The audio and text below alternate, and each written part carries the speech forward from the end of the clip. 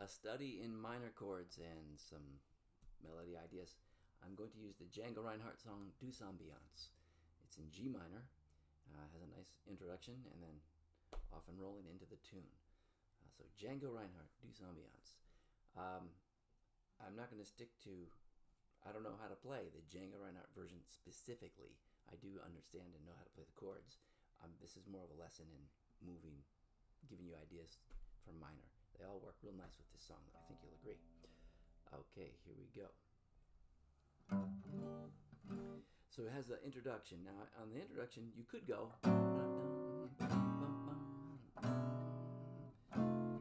but I could swear I heard in the recording he started with D and then went more like he started making them 9 chords and continued on. So, disclaimer aside, here we go. 1, 2, 3, 4.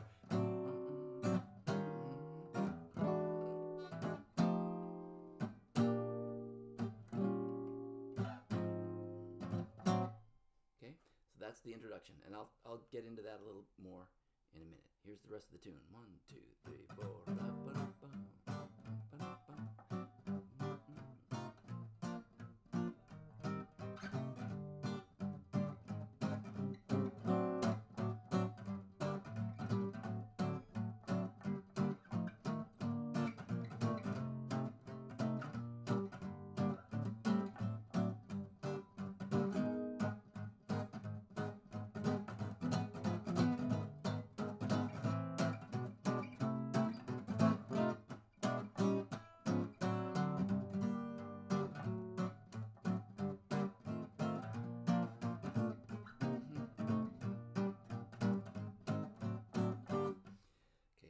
That's essentially it. I keep arguing with myself where to play different voicings and trying to keep it simple. So let me go through 1A. A basic one would be G minor, D7, G minor, F7, B flat major. Okay. A C minor of your choice. I like C minor 6 right here. It's nice. And then back to G minor. So a nice way to do that is to hit the G minor that has the 3rd in the bass. Because it's nice voice leading, right? You can get to regular G minor. You can also go if you want. This next chord is really neat.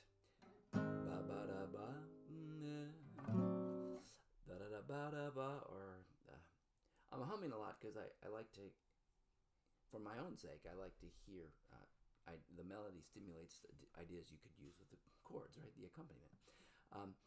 So that chord is an A flat major. I sometimes have seen people play an A flat 7 and it's got a lot of color and drama and sounds good. But if you play A flat major and get the major 7 and the major 6 in there, in other words, and you slide into there, that D7, which is the following chord regardless of the version you use before it. In other words, any of the A flats will lead to D7. You got a really cool set of little voices going there.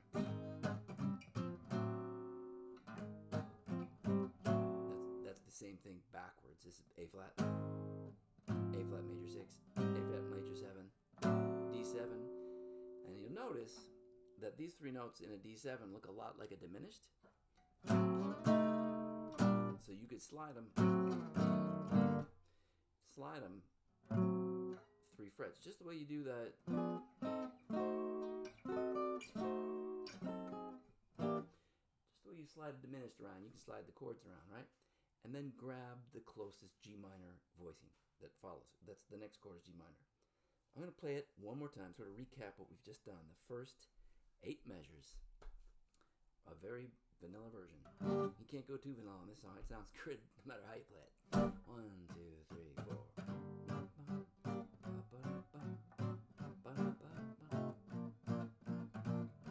Oh, I was doing this before, so.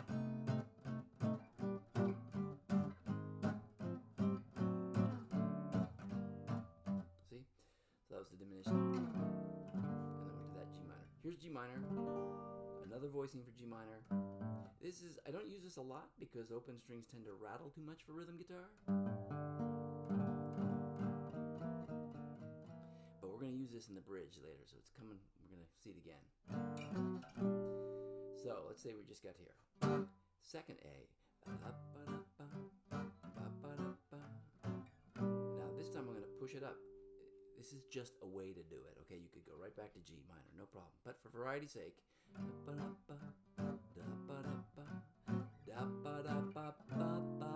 So that's still a G minor. It's the third in the bass again.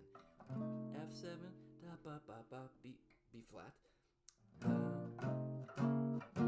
That's just F7. C minor is the next chord. Why not go up, right? Same idea we were doing with the G minor, where you play the third in the bass first. G minor. On the on the last is what I'm trying to say. On the end of the form, on the end of an 8 measure stretch, they do that. Sometimes I've heard in jam sessions they did that again, or that. All would probably be acceptable. The recording I heard was that. Okay, so 2, 5, 1, or A minor, D7, G minor. All right, now I'm going to play it again and see if I can't think of something a little different to do.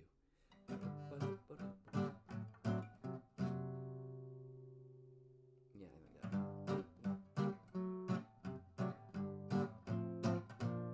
So that's what I'm mainly doing. It's challenging myself to put thirds or sevenths or different notes from the chord in the bass.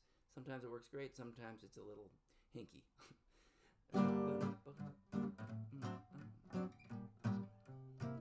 Sorry.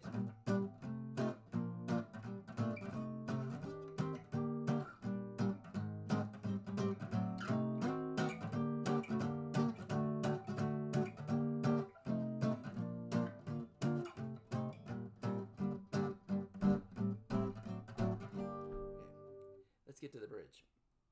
I give myself about a B on that last 8 measures. Bridge. It pushes up.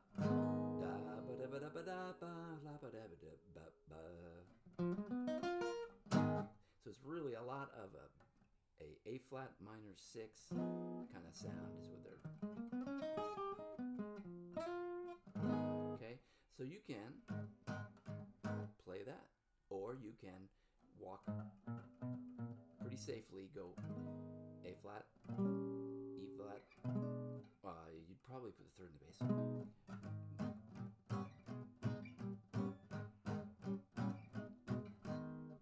Good drill as well, right? And then it does the same thing over an A minor.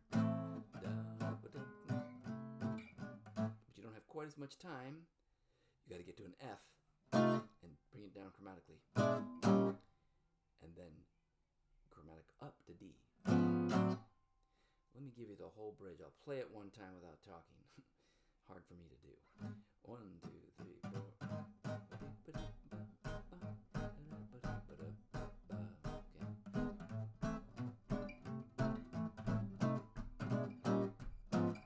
I'll do it slightly different. 1, 2, 3, 4.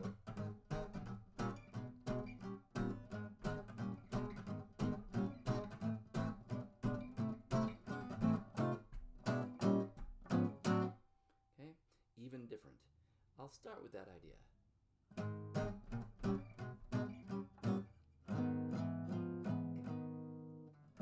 Okay.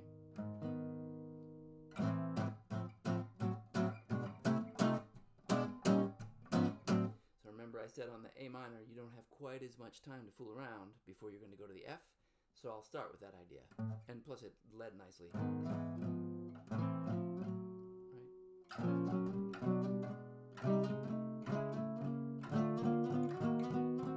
All that 30 some.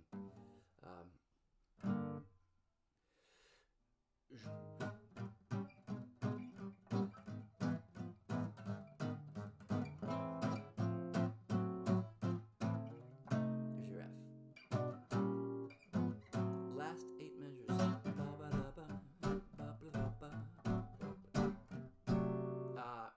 try to do this here. I don't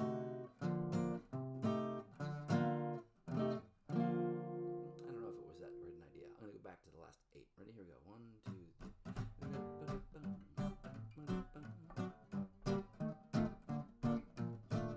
So that time I put the flat 7 in the bass for the F chord, and then I put the 3rd here for the B flat chord.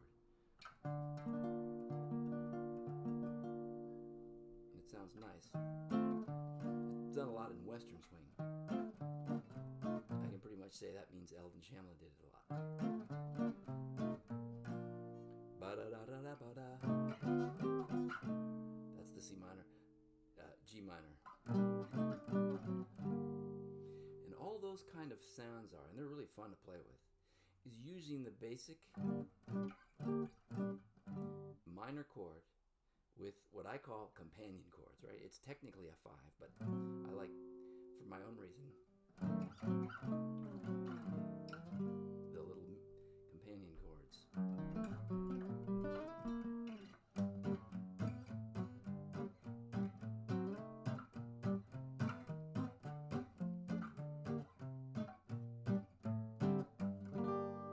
So, last 8.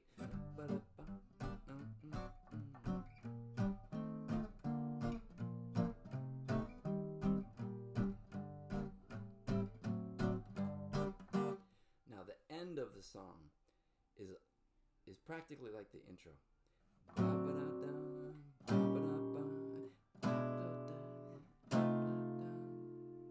Okay, and on the recording, I don't remember about the outro, the end of the song. Definitely on the intro, I heard someone go. So even though it's essentially the same chord, when they got to the E flat, they played it as a 9, and they continued to hold it down like that as they went up. Okay, so on the outro, you can do that if you want, but I just, it's a variation. I just kept the 7th. Okay, next chord, they play, it's a B flat with a 6 on top, and then minor. In the introduction, it would go to an A flat major 6, and then to D7. But here at the end of the song, it gets that far, and then it goes. Okay, so let me do the whole outro just to give you some context, and then I'll discuss the very little bit, the end of it there. 1, 2, 3, 4.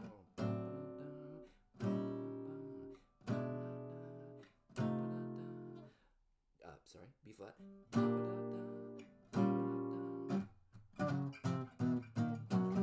Okay, so that's octaves. Okay, chromatically down. Then jump over, just flat over your target, which is G.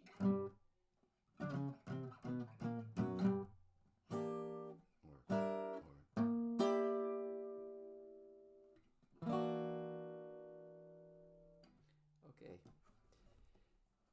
That's a little better, right? I hope that audio worked out. All right, stay in touch. You can Venmo me, Whit-Smith-9, or PayPal me at whitsmithmusic@gmail.com, whitsmithmusic, and you're welcome to see if I'm available for a lesson, if I can share anything with you. All right, stay safe.